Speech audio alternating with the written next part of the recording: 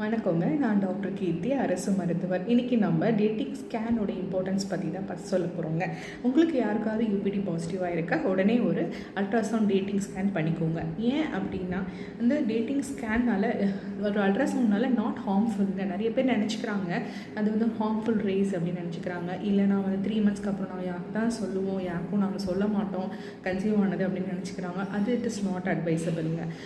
வந்து அல்ட்ராசவுண்ட் வந்து not harmful அப்படின்றது WHO ரிசர்ச் ஸ்டடி வந்து சொல்லியிருக்குங்க.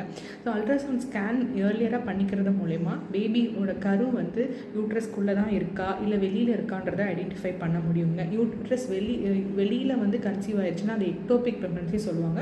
அந்த எக்டோபிக் ப்ரெக்னன்சி வந்து ஒரு லைஃப் த்ரெட்டனிங் ப்ராப்ளம் மதருக்கு கொடுத்துறதுல வாய்ப்பு இருக்குது. அதனால தான் as soon as possible UPT positive ஆன உடனே ஸ்கேன் பண்ணிக்கணும்னு சொல்கிறோம். அது வந்து வித்தின் அந்த யூட்ரஸ்குள்ளே தான் இருக்கான்றதை கன்ஃபார்ம் பண்ணிக்கணும்.